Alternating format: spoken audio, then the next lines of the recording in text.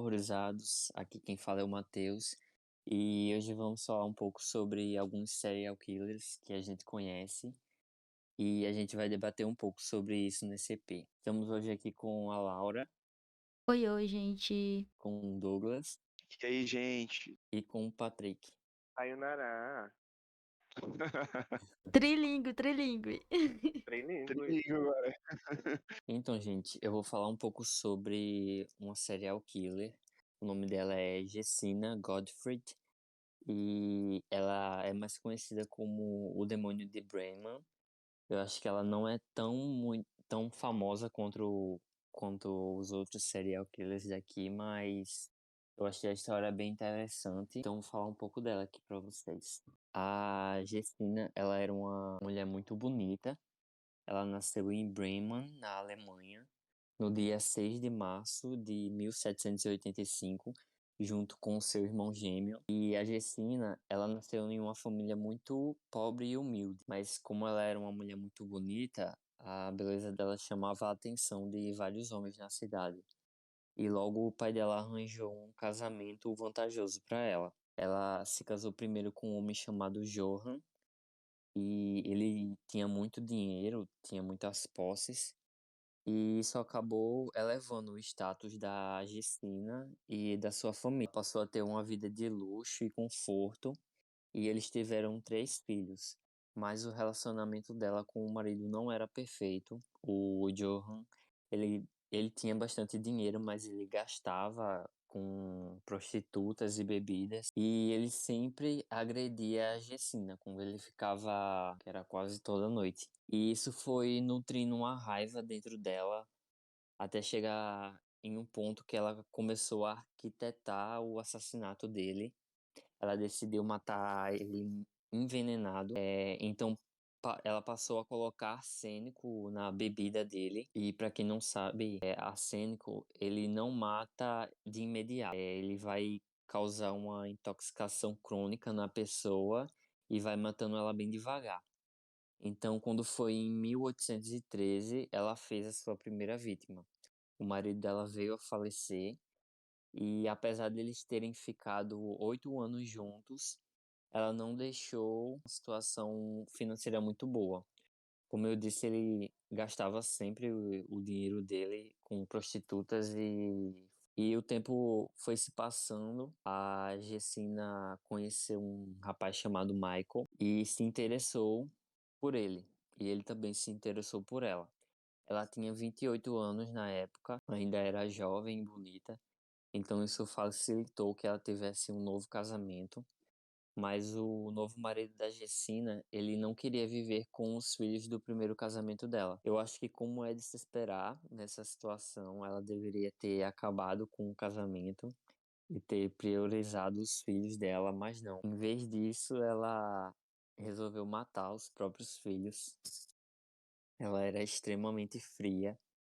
Então ela passou a envenenar os filhos, assim como ela fez com o primeiro marido. Então no ano de 1815, no dia 10 de maio, a Johanna, a primeira filha dela, que tinha 3 anos de idade, veio a falecer. Logo, 8 dias depois, foi a vez do filho dela, o Aiden, acho que é assim que pronuncia. Ele tinha apenas 6 anos de idade e depois de 4 meses foi a vez do mais novo. Ela matou o Henrik, ele tinha apenas 5 anos de idade. E logo após ela ter matado os próprios filhos, ela decidiu matar os próprios pais também, porque eles não concordavam com o novo casamento dela. Então, depois de todas essas mortes, absolutamente ninguém da cidade desconfiava dela. Muito pelo contrário, as pessoas tinham pena dela por ter tantas perdas na família por doenças misteriosas. E foi assim que ela ganhou o apelido de Anjo de Bremen, porque ela cuidava dos familiares dela que ficavam doentes por causa do arsênico, mas obviamente ninguém desconfiava que era ela. E ela matou os pais delas porque eles não concordavam com o casamento dela. Então foi aí que ela decidiu matar novamente, dessa vez o alvo dela foi o seu próprio irmão. Então, no ano de 1816, o irmão dela voltou para a cidade.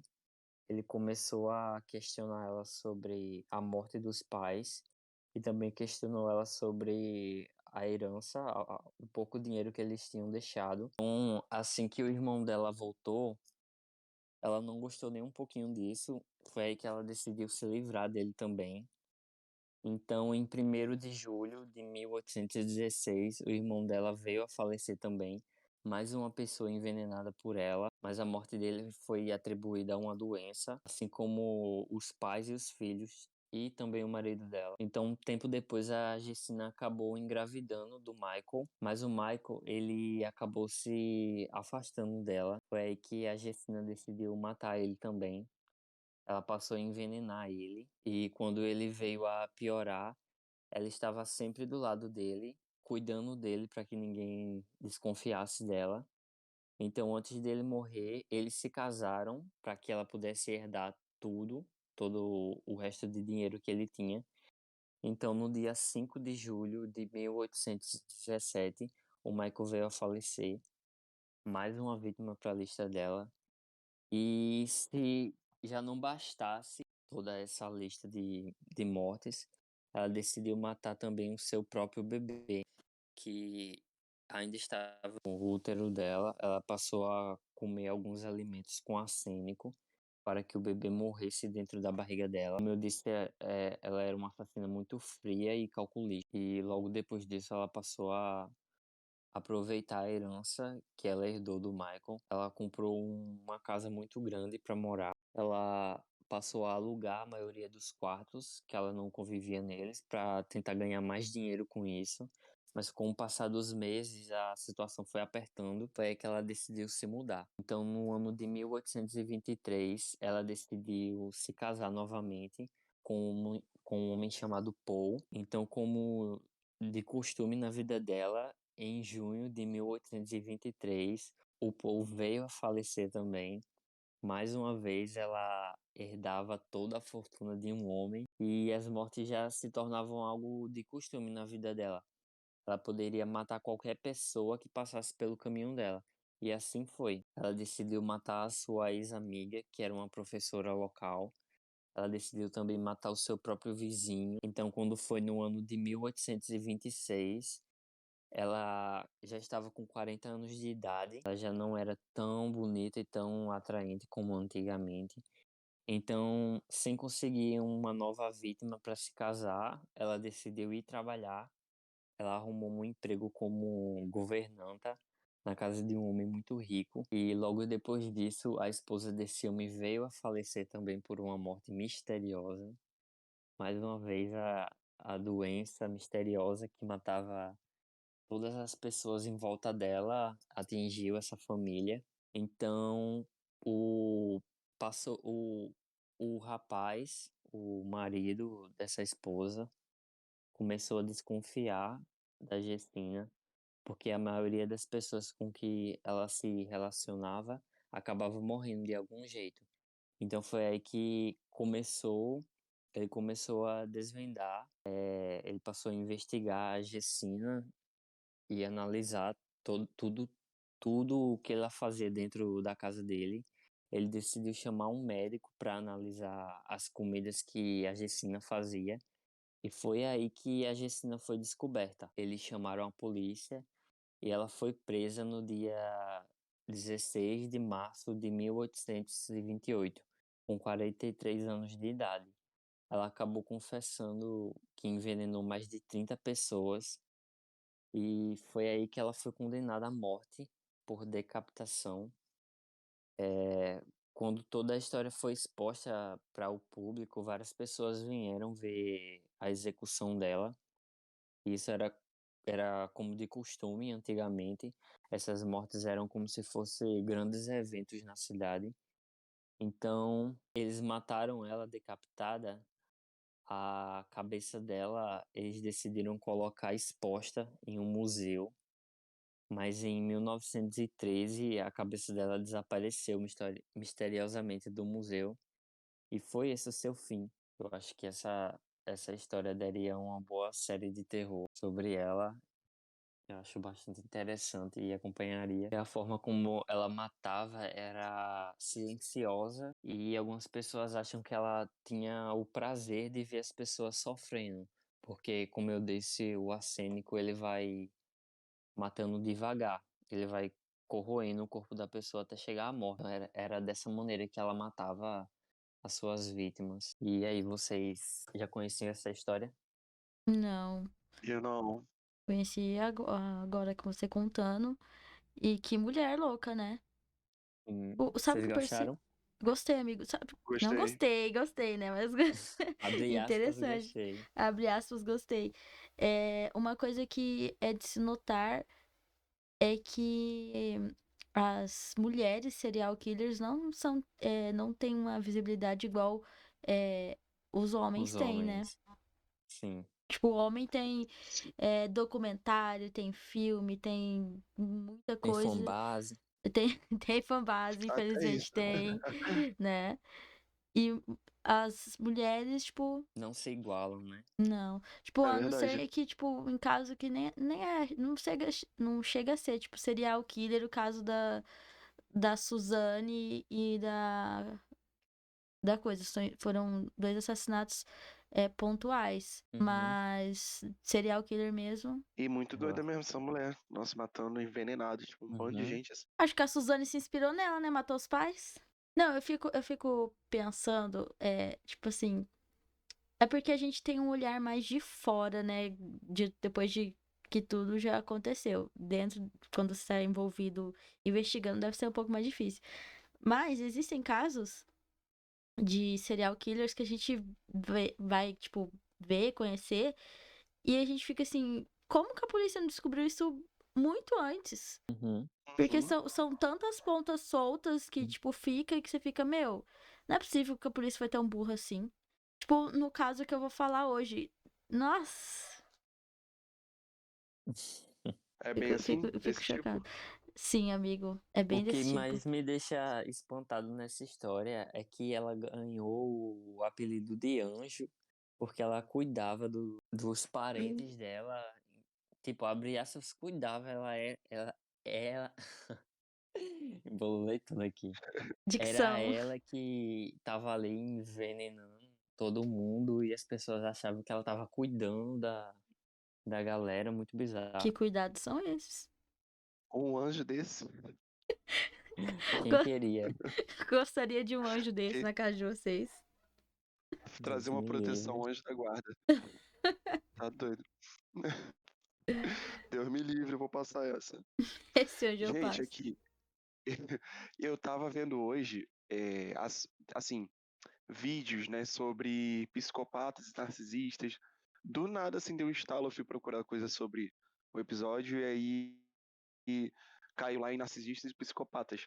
E aí eu tava procurando entrevistas, né, pra ver sobre, é, é, tipo, repórteres entrevistando psicopatas. Eu gosto pra caramba de ficar vendo isso, sabe? E de narcisista, principalmente.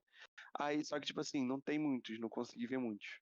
Se vocês tiverem, sei lá, alguma série, alguma coisa assim, que falem, sei lá, acho difícil ter, mas que fale sobre, mostra entrevistas ou alguma coisa assim, do tipo, né, pode me passar, por favor, porque é bem legal. E eu tava vendo muito isso aqui durante a tarde toda. É, Aí acabou que eu procurei um podcast sobre isso, né? Aí fiquei escutando um pouco aqui, mas não consegui ver muita entrevista. Mas tem ligação, né? Assim, com a frieza deles na entrevista. Eu gosto de ver isso. Como que como que eles agem, né? Como é que eles conversam na entrevista com a pessoa lá, falando sobre o crime e tal. É muito doido você analisar a forma que eles falam, sabe? Sim. Mas não achei muita coisa. Não, são muito frios. Falam com uma naturalidade assim e, tipo, tentam manipular o repórter, né, também, Uhum. no momento lá. É muito, muito doida. Então eu queria ver mais, mas assim, sem ideias aqui, sem fonte. Não vou estar tendo fonte pra te ajudar, amigo. Espero ter ajudado. Espero ter ajudado. É Mas os, isso. Se os você docs ouvinte. Ah, que tem na Netflix, você já assistiu? Tipo, do Ted, do. do Ah, John. não, tô ligado que tem. Aham. Tô ligado que tem esses. Mas Esses, do jeito não que eu tem queria, acho que entrevista em não. si. Não tem entrevista em si. Tem eles. Tem o relato, depoimento deles, né? Tipo, sobre É, os coisas, mas uma conversa em si, eu acho que do jeito que você tá falando, não tem, não. fui com Deus, né? É Foi isso. com Deus, amigo. Vai ter que procurar no YouTube mesmo, continuar as Na pesquisas. Deep Web, vou pra Deep Web. Lá deve ter. Com certeza ela tem. Se duvidar, tem até imagem do assassinato. Né? Tem, com certeza. Duvidar, eu acho um psicopata lá mesmo. Vou falar aqui hoje de 2 serial killers, né? Era pra Vitória estar aqui com a gente, mas infelizmente não deu, então eu vou falar um pouquinho do que ela ia falar. Mas antes eu vou falar do que eu tinha escolhido, que é o John Wayne Gacy, que é o conhecido como Palhaço Assassino. Tem um documentário dele na Netflix. Eu não assisti, mas eu não achei que ele é muito completo, o documentário. Tem muitas coisas faltando. Eu tenho um livro, eu li quase todo o livro. Não deu tempo de terminar tudo, mas eu acho que os pontos importantes para comentar eu peguei.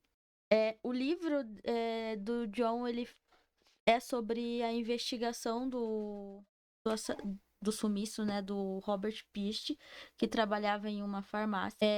E o John era uma pessoa que é empreiteiro, acho que fala que vai lá em obras e fica ali cuidando da obra. E ele fazia isso com farmácias, né? Ele cuidava de farmácia. O Robert Pist sumiu no dia 12 de setembro de 1978.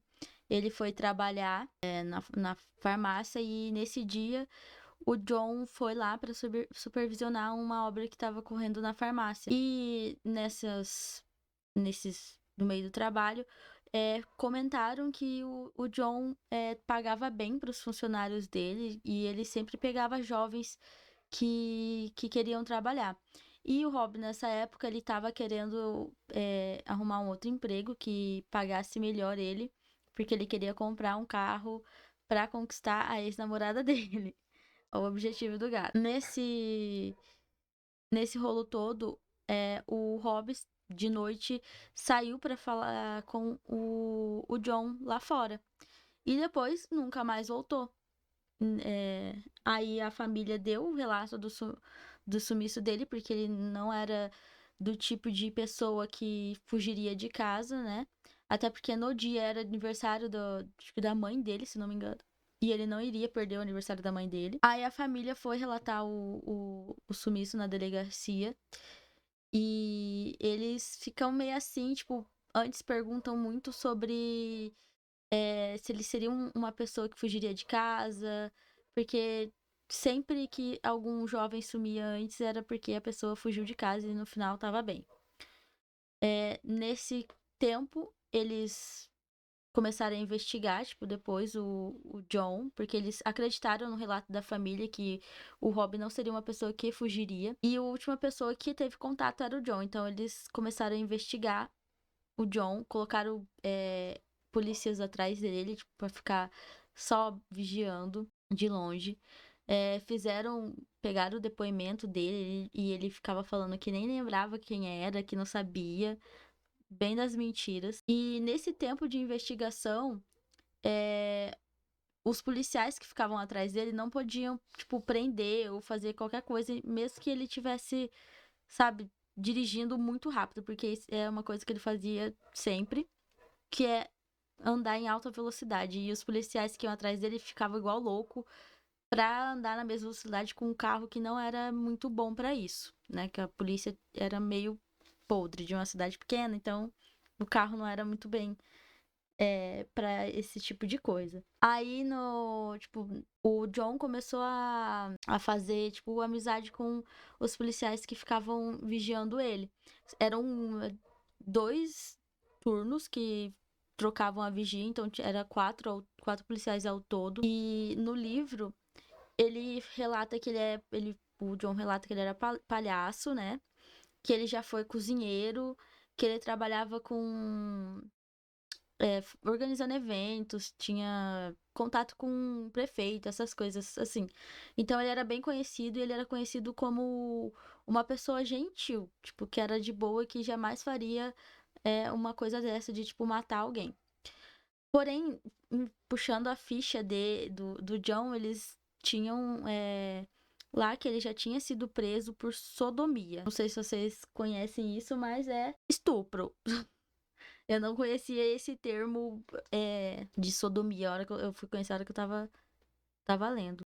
Isso já contou uma coisa para ficarem mais espertos com o John, né? Tem os relatos de que ele era gay, né? Toda a investigação. Inclusive, ele foi preso porque do sodomia porque ele estuprou um homem, né? E nesse tempo a polícia pediu pra fazer uma busca na casa dele. O juiz autorizou, mas na primeira busca não encontraram nada muito relevante. Tipo, só revistas pornográficas e todas as revistas de conteúdo adulto gay. Gays. Onde tem gay não tem paz, podemos ver aqui. Nesse episódio onde tem gay não tem paz. Mas, enfim, nessa pesquisa, nessa busca, não encontraram nada interessante. E nos relatos desse tempo que os policiais ficaram na cola dele, teve uma fala assim que, se o cara tivesse me falado isso, tipo, eu tivesse numa investigação, investigando o cara de um assassinato, se ele tivesse falado isso na minha frente, cara, eu falava assim, mano, você tá preso, que você com certeza matou um menino.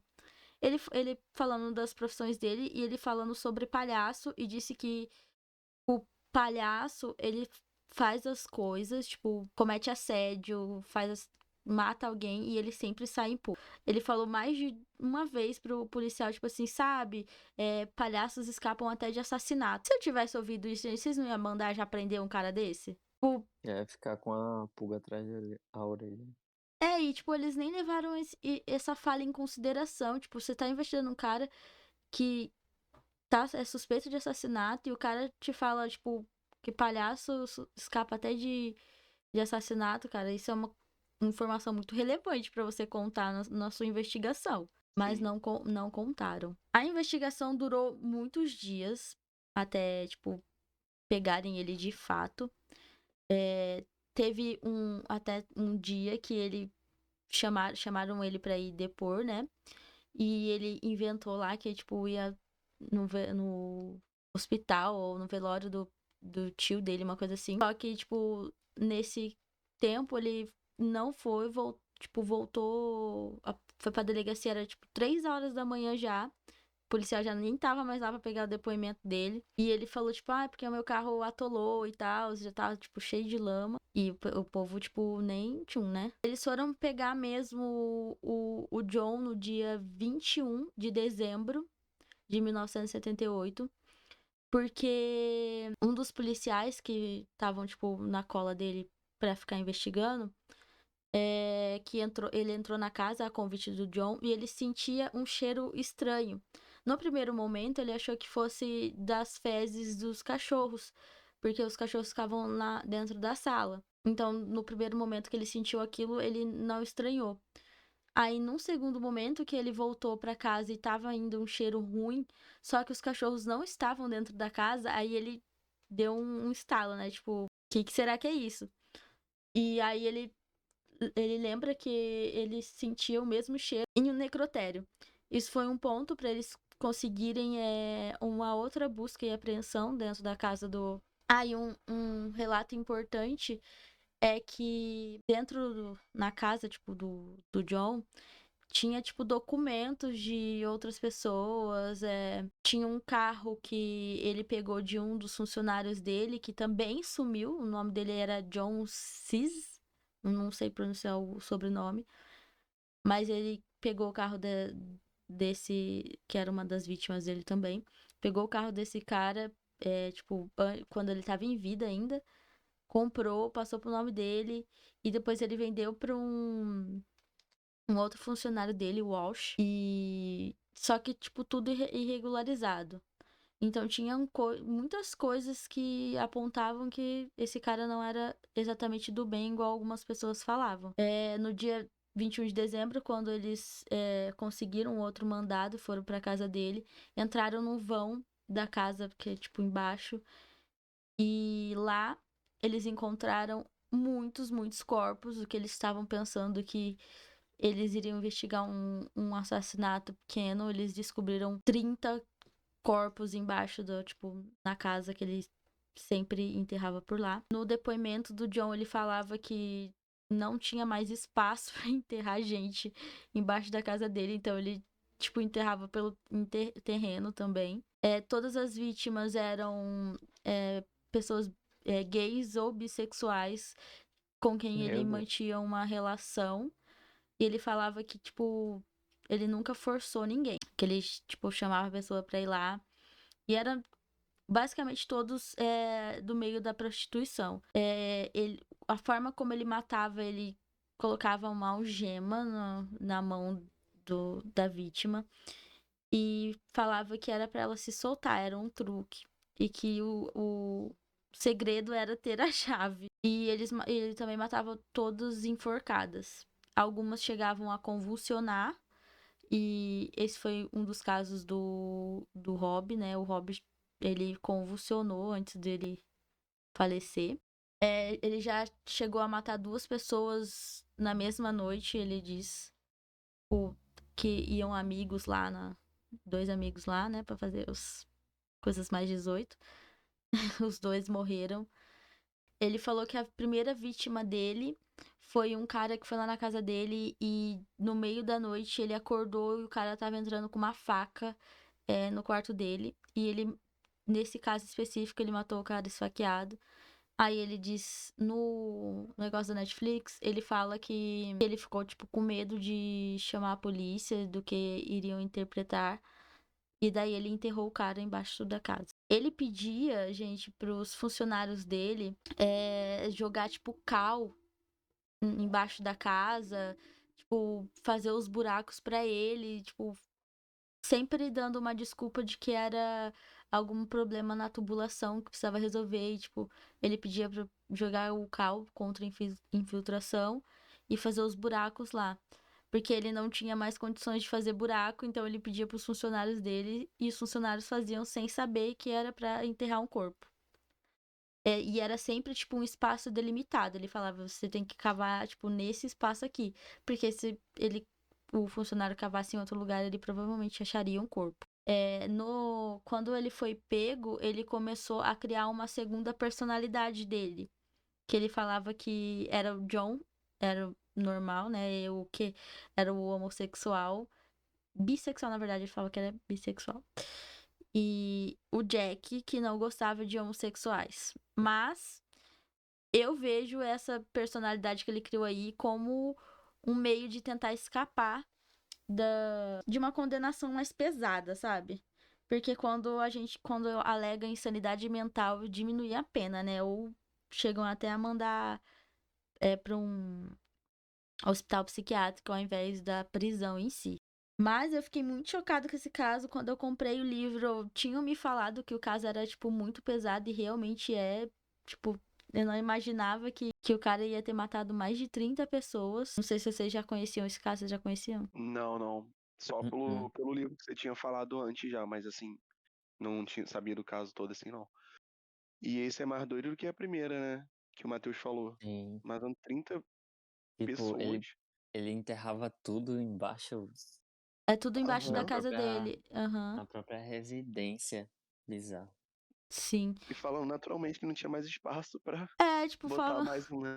Não tinha mais espaço embaixo da minha casa, tinha que enterrar, tipo, em outros lugares. Inclusive, o Rob não tava enterrado embaixo da casa dele, ele levou o Rob pra um outro lugar lá, jogou no rio. Alguns ele jogou no rio. Inclusive, na noite que era pra ele depor, ele tava indo desovar o corpo do Rob. Por isso que ele não chegou aí depor. Ele foi desovado, aí quando ele voltou, ele caiu numa vala lá e Aí ele não conseguiu chegar no horário que ele tinha falado. Mas fica tipo, muito bizarro quando você, tipo, nesse momento que ele fala que ia num velório e na verdade ele tava indo desovar o corpo do cara. E Bem friamente. tipo, eu fico imaginando como a pessoa consegue ser tão fria, cara, pra matar 30 pessoas, 33 pessoas e enterrar, tipo, É, embaixo da sua casa. Como você consegue conviver com o cheiro, sabe? Ele falava que ele ai não. jogava ácido no corpo da pessoa, acho que pra dissolver, não sei. E daí ele tacava o cal também. Não sei se isso diminuiu o odor, mas eu acho que não. Porque devia feder muito. Ele foi condenado à morte no dia 13 de março de 1980 por 12 dos crimes que ele matou 33 pessoas, foi condenado a 12 assassinatos, tá? Ele passou 14 anos no corredor da morte antes de ser executado por injeção letal no Centro Correcional de Stateville no dia 10 de maio de 1994. E este é o caso do John. Para quem gosta de true crime, eu recomendo mais o livro do que o documentário da Netflix. O documentário você pode assistir só para complementar e para você ouvir o depoimento dele, porque tem uns áudios de depoimento, mas o livro ele é mais completo. Netflix, né, amiga? Não entrega a qualidade. A qualidade deixa a desejar. Um ponto. Eu sei que o John, uma das coisas que ele fazia era ser palhaço, mas eu não entendi por que que ele ficou, tipo, conhecido como palhaço assassino, sendo que ele não se vestia de palhaço pra matar. Eu achei que, e quando eu comprei, eu achei que era uma pessoa que se vestia de palhaço e matava as pessoas. Eu acho que Mas, De isso início veio de também. agora, sabe? Veio de agora não, quer dizer, é mais comercial, sabe? Pra vender a história das pessoas. Sabe, um é, palhaço assassino, assim. o nome é mais chamativo mesmo. Tipo, vamos pro outro caso já, que eu já vou embalar os dois casos. O outro, eu tenho o livro também, mas eu não li ainda. Então, talvez eu não dê tantos detalhes, assim, do caso. Até porque era o que a Vitória ia falar, então não estava tão preparada para falar dele. Mas é o famoso Ted Bundy. Eu acho que todo mundo conhece o Ted. Quem não conhecer, tá vivendo em outro mundo. Mas o Ted, ele é o serial killer que sequestrou, estuprou e matou muitas mulheres. Todo mundo fala dele que ele era uma pessoa assim. As mulheres caem em cima, sabe? Que é um homem bonito, mas eu não acho nada bonito. Não sei se é porque a gente sabe que ele é louco e serial killer, mas pra mim não é uma pessoa que despertaria, tipo, interesse igual o povo fala. E se aproximava das vítimas deles em locais públicos e ele fingia uma lesão ou alguma incapacidade, ou fingia ser uma figura de autoridade, né? Pra poder chegar perto das pessoas. E antes de atacar elas ou deixar elas inconscientes, levava elas para um local recluso, aí ir para estuprar e depois matar. Algumas vezes ele retornava na cena dos crimes para ajeitar, tipo, o local e ter relações sexuais com o cadáver já em decomposição, até em fase de putrefação. Ele decapitou ao menos 12 vítimas que ele manteve, né? E manteve a cabeça 12, né, das vítimas, e algumas ele manteve no apartamento dele como lembrança, cara. Eu não Lembra, sabia. mano? A lembrancinha, a cabeça da vítima.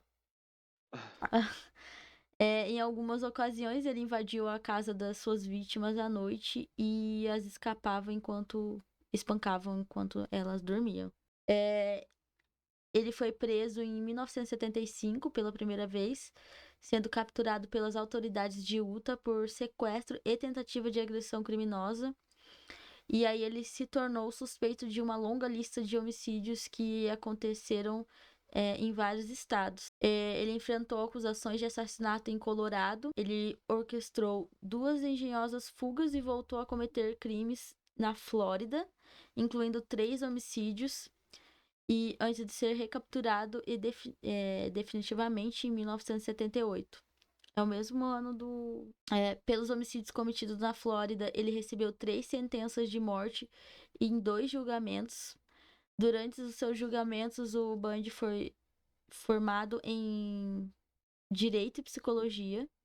Ele era, então, tipo, ele era inteligente, né? Mais ou menos. Ele agiu como o próprio advogado dele em vários momentos, concedeu algumas entrevistas e jornalistas e atraiu enorme atenção da mídia por sua eloquência e carisma. Ele foi levado para a cadeira elétrica na prisão estadual da Flórida em Hayford e executado em 24 de janeiro de 1989. Tem o livro dele, né, como eu falei, que é Ted Bundy, Um Estranho ao Seu Lado, que é escrito pela Anne Rules, que trabalhava com o Ted. E ela descreve ele como um sociopata sádico que tirava prazer da dor de outras pessoas, né? Esse caso aqui todo mundo do Pod já conhecia, né? Tipo, não, provavelmente não a fundo, mas sabe quem é Ted Bundy. Também tem documentário dele na Netflix. Tem vários, inclusive. Eu acho que dele tem mais de um documentário. Vocês já assistiram algum? Porque assim, só trechos no YouTube mesmo. Algumas coisas soltas. Não, nunca vi Também. não. Agora, o que tem na Netflix, vocês já viram? Não, esse aí Também não. eu tô ligado que tá lá, mas eu não vi não ainda. Eu já vi, eu acho que do Completo, TED, amiga. do É TED tipo uma todos que minissérie. tem, do TED todos que tem na Netflix, eu acho que eu já assisti. Tem o Conversando com o Serial Killer, é esse que tu tá falando ou é o outro? O outro que eu acho que é o Zac Efron que faz o Uhum. Tem TED, né? esse, O Esse eu já vi filme. também. o filme, Mas enfim, é esse o caso, ele cara louco também, né? Ele matou 30 e poucas, 30 mulheres também, mas em média. Mas estima-se que ele matou mais do que isso que é relatado. É isso, É galera. isso. Próximo. Thank you. Vou Next. falar o meu. Bom, gente, vou falar pra vocês aqui sobre o Vampiro de Niterói, né? Vou dar uma Pra fazer a abertura aqui, eu vou falar um trecho pequeno aqui pra vocês, tá? Como abertura, e aí eu vou partir pra história. Assim, durante 8 meses, Marcelo Costa de Andrade assassinou 14 crianças, e aí em 1991, ele tinha 25 anos e foi preso por matar vários garotos com idades entre 5 e 13 anos. E aí o apelido, pra vocês já ficarem sabendo o porquê desse nome cômico aí, Vampiros de Niterói veio depois de ele ter assumido que ele bebeu o sangue de uma das vítimas dele. E aí, né, veio logo esse apelido de vampiro aí de Niterói. E beleza, aí vamos pra história aqui, né? Sônia Xavier Costa é o nome da mãe dele, que é empregada doméstica, e o pai era um balconista de bar. Ele sofria, durante a infância dele, ele sofria, na verdade, vendo violência na casa por parte do pai dele, né, que espancava a mãe dele direto. E aí, com 5 anos de idade, os pais dele se separaram, e aí ele foi obrigado a se mudar para o Ceará, para morar com os avós. E aí a vida dele com os avós durou até os 10 anos de idade dele, porque aí depois disso a mãe dele trouxe ele de volta aqui pro Rio. E aí ele ficou morando entre a casa da mãe e a casa do pai, só que assim, sendo tratado muito mal pelas duas casas, né, pelas as duas residências, tanto a da mãe quanto a do pai. E aí depois de um tempo ele fugiu da casa e passou a morar na rua, e aí ficou sobrevivendo da prostituição, nesse tempo que ele ficou na rua. Ele morou na rua até ser acolhido pela Casa dos Meninos, que é uma entidade que abrigava garotos de 6 aos 13 anos. E aí, quando ele tinha 14 anos, acabou esse período que ele podia ficar nessa casa dos meninos, que era até 13 anos. E aí ele não podia mais ficar lá, então voltou para as ruas e voltou a viver da prostituição, da qual ele não gostava, né, mas era a única forma que ele tinha encontrado para sobreviver. E aí o dinheiro que sobrava ele usava para viajar. E quando ele ficou mais velho, ele conheceu o porteiro de um prédio e começou a se relacionar com ele. E aí foram morar juntos e tudo. E aí, morando juntos com o homem, ele passou a frequentar cultos de uma igreja evangélica. E aí, aparentemente, ele tinha encontrado uma estabilidade na vida dele, né? Tinha ficado ali em paz, voltou a morar com a mãe, arrumou um emprego fixo como vendedor de bolsas, e aí mais tarde, depois ele arrumou um emprego como distribuidor de panfletos. E aí, por menos conturbada que a vida dele parecia estar, no caso ali no momento, né? Foi bem aí nesse período que a trajetória psicopata dele começou. E aí começou o surto todo. E aí tudo começou com a investigação da morte duvidosa de um garotinho de 6 anos de idade, que tinha o nome de Ivan. Ele tinha sido encontrado lá em 1991 em um esgoto usando apenas uma bermuda. E aí os investigadores acreditavam que isso tinha sido um afogamento, mas aí a autópsia mostrou que o garoto tinha sofrido de uma morte por asfixia e violência sexual ainda. O irmão do garoto, que foi morto, o Altair, era o nome do irmão do garoto, ele foi interrogado pela polícia em relação a isso. E aí logo foi descoberto que isso se tratava de um homem que tinha molestado e assassinado o irmão do Altair. E aí, a partir da reconstrução do episódio todo, a polícia começou uma investigação mais profunda aí sobre o caso. E aí o Marcelo, o assassino, né, ele confessou o assassinato de imediato e ainda afirmou, tipo, tá em tom de deboche, né? Afirmou estar surpreso com a lentidão em ser encontrado pelos policiais. Tipo, ele afirmou que os policiais ainda demoraram para me encontrar depois desse meu crime aí. E aí na delegacia ele confessou outros crimes, né, descrevendo assim com a maior frieza e de uma forma muito clara todas as 14 mortes de crianças que ele tinha matado, que tinham de 6 a 13 anos, né? E aí todos esses assassinatos foram cometidos dentro de um período de 8 meses. Ele matou essas 14 crianças de 6 a 13 anos em 8 meses. E aí foram crimes, assim, de violência e abuso sexual. Então ele sempre abusava das crianças, e aí, por exemplo, as crianças não queriam. Quando ele abordava a criança se debatia, tentava fugir, e aí ele batia com pedra na cabeça da criança, deixava ela machucada, e aí conseguia abusar da criança, né? E depois matava. E para finalizar, ele não foi julgado por nenhum dos crimes, porque a justiça considerou que ele tinha sido cometido tinha cometido os crimes com retardo mental, né, alegaram isso, e dessa maneira ele ficava irresponsável pelos crimes, não tinha culpa. E aí, como consequência disso, ele foi encaminhado para hospitais psiquiátricos que, de 3 em 3 anos, faziam exames psicológicos para saber se ele estaria curado da loucura dele ou não. E aí, em outubro de 2017, a defesa do Marcelo, do assassino, entrou com um pedido de liberdade para ele. Tanto a promotoria quanto o próprio laudo médico do Hospital de Custódia e Tratamento Psiquiátrico Henrique Roxo, que era o lugar onde ele estava internado, disseram que ele não tinha condições, não tinha capacidade de se reintegrar na sociedade sob nenhuma circunstância.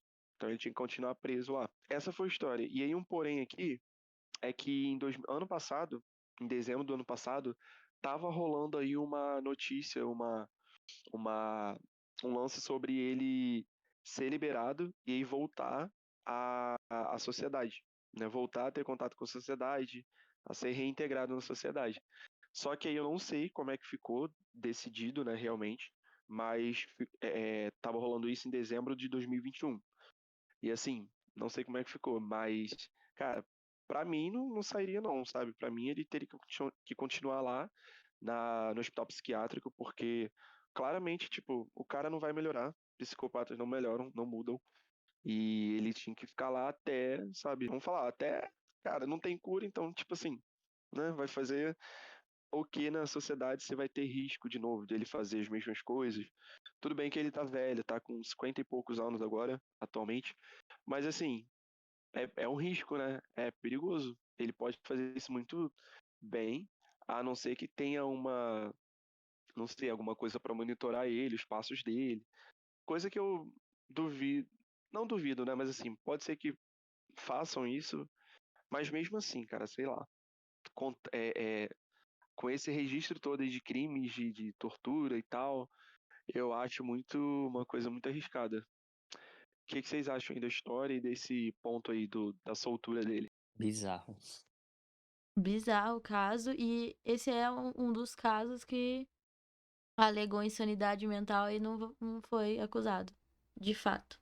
Bizarro isso, porque deixa o cara livre, né? Tipo, sem culpa nenhuma, sendo que foi ele realmente que tinha feito. E é bizarro. E ainda querer a reintegração, né, dele na sociedade. De jeito É nenhum. muito. De Tem que jeito nenhum, é ficar muito doido. até morrer. Pois é, eu também penso assim. Que aí lá no hospital psiquiátrico, pelo menos ele tem é, entre aspas, assim, cuidados, né, dos médicos, o acompanhamento ali. E tá lá, tá afastado de todo mundo. Porque é muito arriscado voltar e continuar fazendo as mesmas coisas. Nem que seja, tipo assim, depois de muito tempo. Ele volta para a sociedade e aí depois de muito tempo ele vai e volta a fazer as coisas, né? Saiu de lá, vai para a sociedade e fica tranquilo durante um tempo e depois acaba voltando para fazer as mesmas coisas que ele fazia, ou então. Cara, a pessoa pra ser assassina de criança tem Uhum, que ser muito, realmente muito doente, muito fria. Eu acho que mais fria do que as pessoas que matam, tipo, o adulto. Porque, sim. meu, é uma criança. É Sim, tipo, não dá pra. Não tem desculpa, né? É, não. não tem justificativa nem desculpa. Mesmo que tenha possa alegar uma sanidade mental, mas mesmo assim. Aham, Cara, eu acho que não devia ter esse negócio, tipo, ah, aleguei insanidade mental, tô isento do crime que eu cometi. também achei errado. Não, não concordo, não, também. Tipo, a linha é tênue, né? Igual a gente falou no episódio passado, mas não tem nada a ver com a história. Mas a linha é tênue, nesse caso aqui também, de tipo, alegou insanidade mental, mas beleza, mas o cara continua sendo psicopata, né? E tem como ter provas disso, tem como, assim, a pessoa investigar ele, conversar com ele e descobrir que ele é realmente. Tem forma de saber. Então, assim, ser alegado é, insanidade mental, tudo bem que foi lá no início, né? Lá na investigação ainda. Mas hoje em dia, assim, a pessoa sabe que ele é, né, psicopata real e não dá. Então, gente, o caso que eu trouxe, o caso não, né, os serial killers que eu trouxe hoje, é bem famoso porque eles se basearam no filme Pânico, né, na franquia no geral. E vamos lá, o que levou eles a ser pego foi justamente o fato deles terem gravado o crime, sabe? Quando eles foram cometer o crime, tanto gravaram o crime quanto gravaram depois, eles dizendo, assumindo em vídeo, fizeram aquilo, que eles estavam em êxtase e tal. Vou ler aqui pra vocês o relato. O caso que eu tô falando é o assassinato de Casey Joe Stoddard. Ela foi assassinada por seus colegas de classe, se chamam Brian e o outro Tory. E o engraçado é que, o irônico é que todos eles tinham 16 anos. Os garotos, eles são dos anos 90, de 1990, e o crime ocorreu em 2006. Eles mataram com apenas 16 anos. É muito doentio. Aí tá, no dia 22 de setembro de 2006, o garoto, né? O garoto não, a menina tava cuidando da casa dos tios, né? Aí a família dela tava fora e tal. Aí ela ficou lá pra cuidar dos gatos e cachorro de sua tia. Nisso, os meninos começaram não, né? Já sabiam que ela ia estar sozinha. Eles já tinham essa noção de que ela estaria sozinha na casa dos tios. E aí eles começaram a arquitetar, né? O crime baseado no filme Pânico. Naquela noite, a garota foi visitada pelo seu namorado por volta das 6 horas. Mais tarde, os dois colegas de classe foram até a casa dela, né? Aí ela mostrou a casa para os amigos dela, incluindo o porão. Os quatro adolescentes foram para a sala de estar assistir o filme Kill Bill, volume 2. Mas o namorado da garota acaba saindo antes do final do filme, dizendo que queria assistir a um filme no cinema local em vez disso. os meninos estavam assistindo o filme, né, com o casal, que eu vi o volume 2. Só que aí os dois meninos acabaram. Eles fizeram. A garota, antes de ver o filme, ela fez uma tour com eles pela casa da tia. Nisso ela mostrou o porão. E nessa mostrada de porão, os garotos destrancaram a porta do porão do lado de fora. Que tinha uma entrada pra casa, entendeu? Pelo porão também. E eles destrancaram isso sem ninguém ver. Aí eles usaram a desculpa de que antes do final do filme acabar, eles usaram a desculpa de que eles queriam ir no cinema ver um filme local. Que não queriam mais assistir Kill Bill. Nisso os dois garotos saíram e só ficou o casal, né? A Cassie e o namorado dentro da casa. Mais tarde, os garotos acabaram voltando, entraram pelo porão. Nisso, eles desligaram o disjuntor da casa para fazer com que os dois fossem até o porão para poder ver o que estava acontecendo, né? Só que o plano deles não deu certo, porque o casal não desceu até o porão para tentar religar a luz. Só que aí os dois meninos, os assassinos, eles acabaram religando a luz de novo e o namorado da garota ficou inquieto após a queda de energia temporária. E o namorado dela percebeu que um dos cachorros da tia ficava olhando para a escada do porão, latindo e rosnando. Aí, vendo que a namorada ficou com medo, o namorado ligou para sua mãe para perguntar se ela poderia passar a noite em casa com ele, se ele poderia passar a noite na casa com a garota, né? Para poder acalmar, mas a mãe não deixou e em vez disso, em vez de oferecer para deixar a garota voltar para casa com o namorado, ficar em sua casa para passar a noite, ele traria a garota de volta para casa dia de manhã. No entanto, o namorado, a garota sentiu que era a responsabilidade de ficar em casa porque foi contratada para cuidar dos animais e recusou a oferta da mãe do menino. Aproximadamente às 10h30, a mãe do garoto, do namorado, foi buscá-lo, deixando a menina sozinha em casa.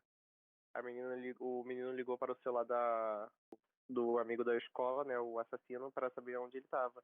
Positivamente para se encontrar com eles mais tarde. Beck, o menino, o assassino, né, disse que mal conseguia ouvir o que o outro estava falando, que ele estava sussurrando no telefone e presumiu que os meninos estavam em cinema. Só que eles dois estavam lá no porão, por isso que eles estavam sussurrando no telefone.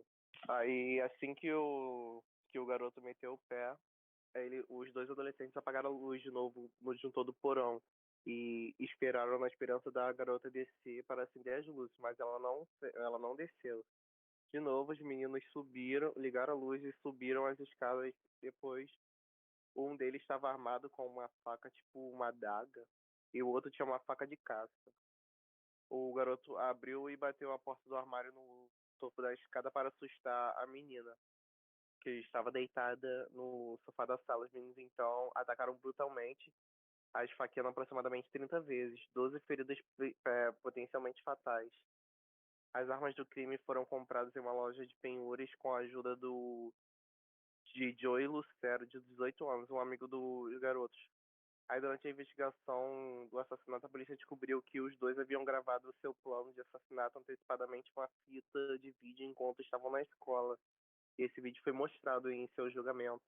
E logo após o assassinato, eles gravaram outro vídeo que circula até hoje na internet.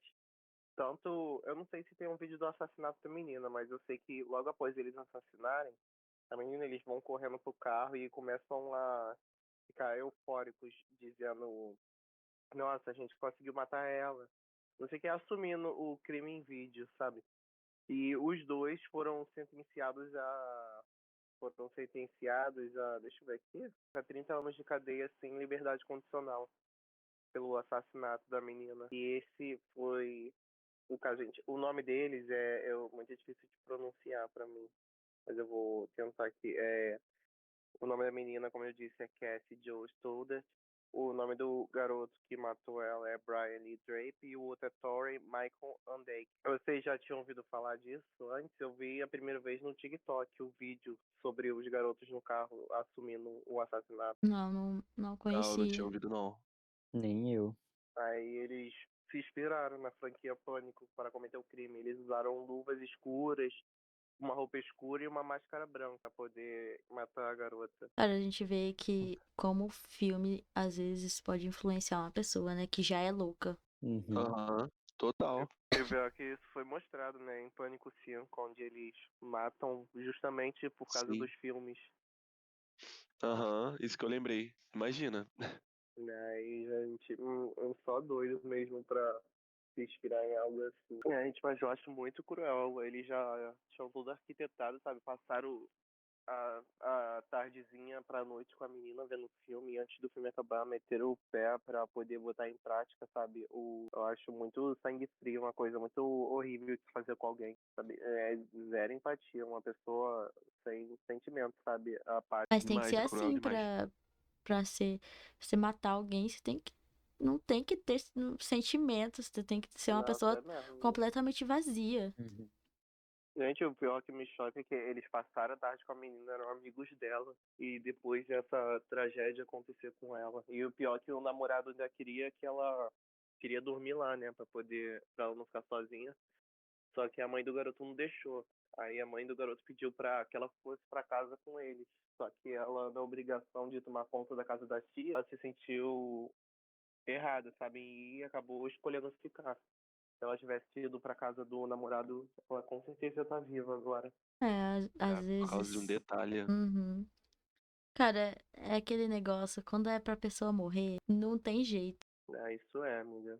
Se não fosse naquela dia, provavelmente eles iam tentar de novo outra vez. Eles já estavam com essa ideia na cabeça. Eu não duvido nada que se ela Ah, tivesse ido pro namorado, eles iam tentar outra vez. com certeza.